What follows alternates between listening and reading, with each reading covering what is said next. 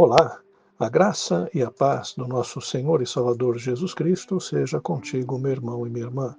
Hoje a nossa leitura se concentra em Levítico capítulo 19, 20 e 21. Na leitura passada, nós vimos que em Levítico 16, Deus estabelece o dia da expiação, o Yom Kippur, quando o sumo sacerdote fazia expiação pelos pecados de Israel. Em Levítico 17, reforça a centralização dos sacrifícios no tabernáculo e proíbe o consumo de sangue. Em Levítico 18, há uma lista de proibições sobre relações sexuais ilícitas, incluindo incesto, adultério, a homossexualidade masculina, a bestialidade, que é a relação sexual com animais, diferenciando, assim, os israelitas das práticas imorais de outros grupos, como egípcios e cananeus. No capítulo 19, nós vemos várias leis sendo listadas, até é difícil comentar uma a uma. Existe uma repetição, inclusive, de leis dos capítulos anteriores e até mesmo dos 10 mandamentos. Mas nós podemos classificá-las da seguinte forma: existem, por exemplo, leis morais e sociais, como o respeito aos pais e a guarda do sábado, uma repetição de leis dos 10 mandamentos.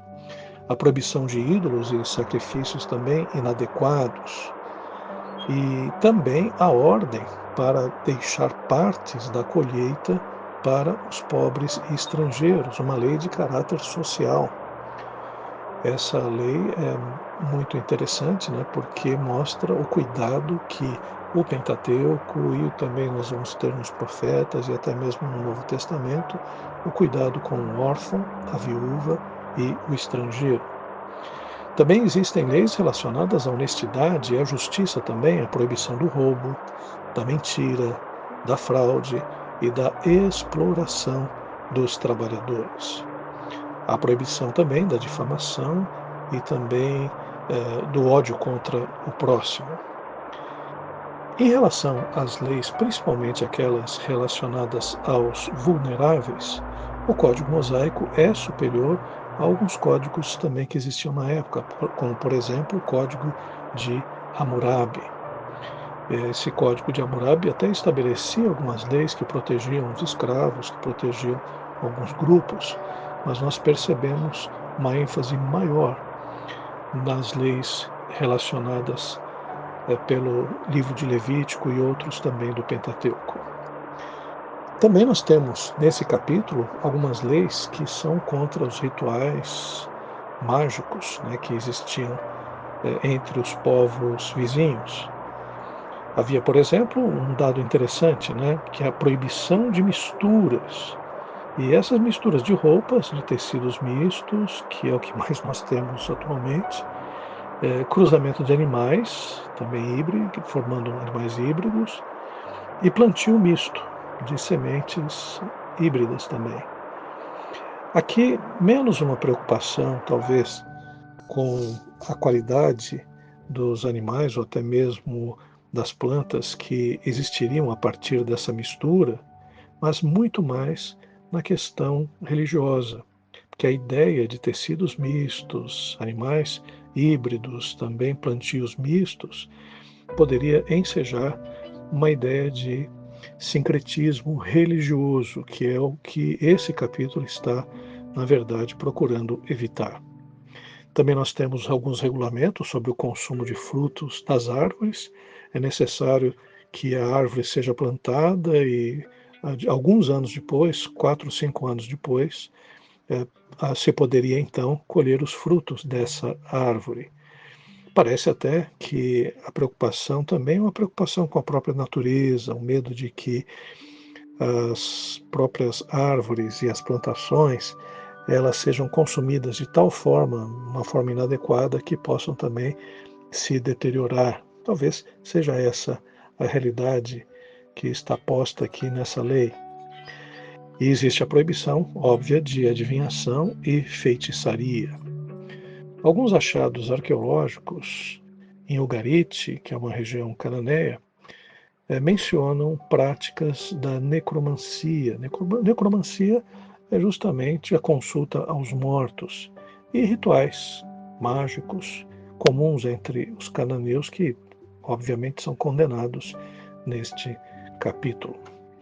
No capítulo 20, nós temos punições para pecados graves, por exemplo, a pena de morte para práticas pagãs e imorais, incluindo aqui o sacrifício de crianças a Moloque, que era abominável porque envolvia a morte de pessoas inocentes, a consulta aos necromantes, novamente, que é a consulta aos mortos, adultério e relações incestuosas e também relações sexuais com animais, a homossexualidade, todas essas práticas eram consideradas imorais, são consideradas imorais em Levítico e em vários textos da Bíblia, e na lei eram condenadas com a morte. Outro aspecto que nós vemos também nesse capítulo 20 é a separação entre Israel e outros povos. Deus exige que os israelitas se mantenham separados das nações que praticam esses costumes. No capítulo 21, as leis agora são específicas acerca dos sacerdotes. Por exemplo, algumas regras comuns aos sacerdotes, que não podiam tocar em cadáveres, exceto de familiares próximos. Aqui é interessante, né? Aqui existe uma exceção justamente pensando no luto que os sacerdotes teriam ao perder os seus parentes. Então, aqui está um parênteses aqui muito interessante.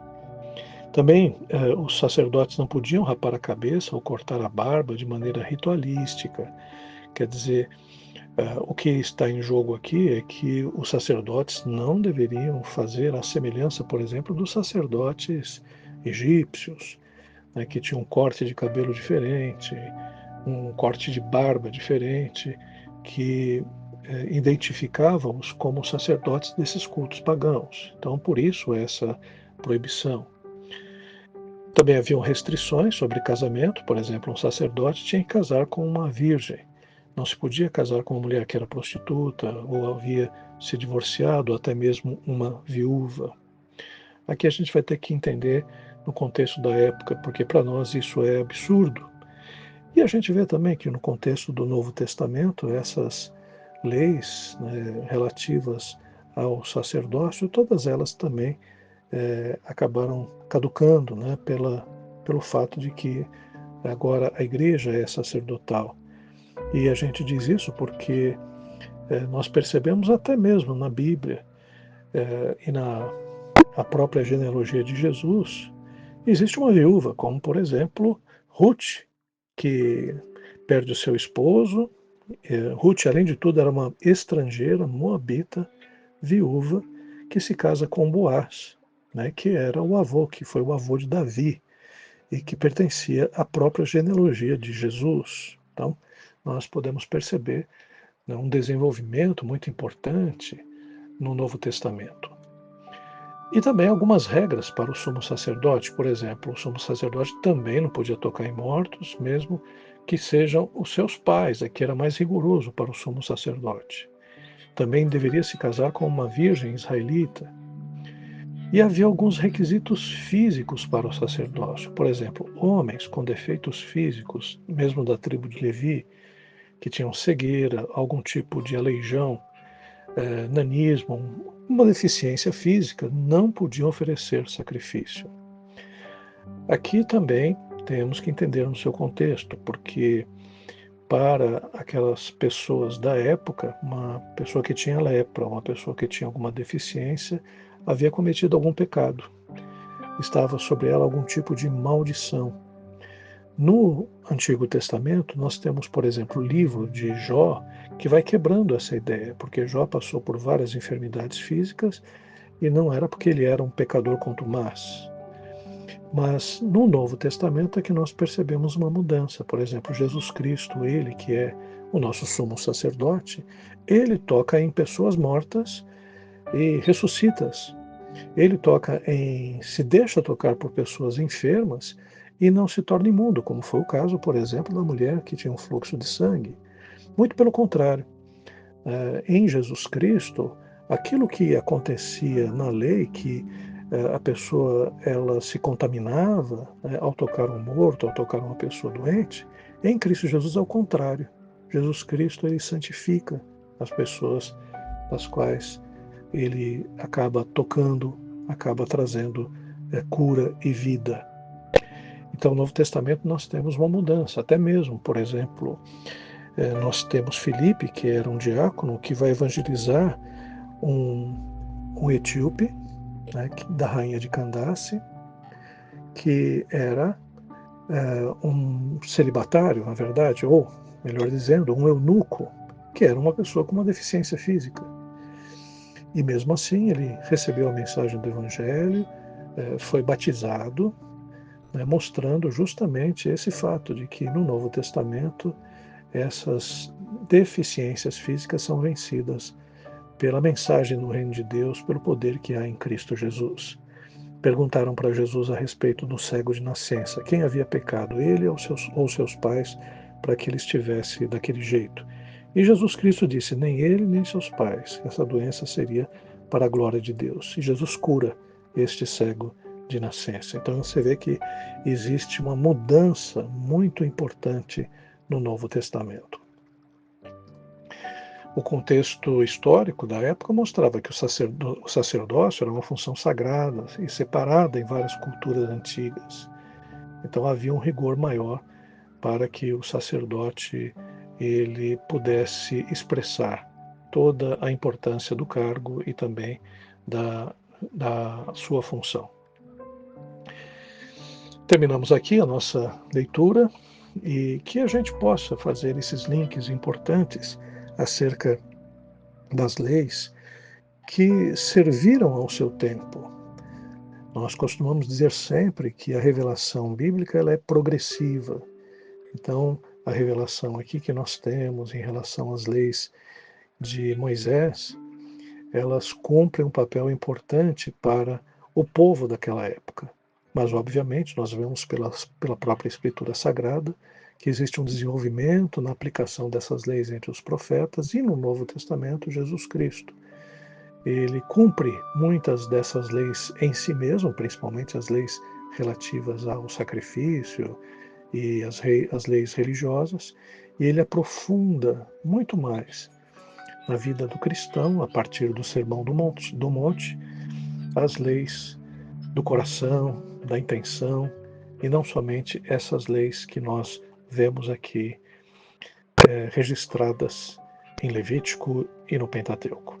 Que Deus abençoe a todos e que a gente possa meditar bastante nesse cuidado que Deus tem em relação a que nós sejamos um povo separado, um povo santo, com um comportamento diferenciado. Que Deus abençoe a todos.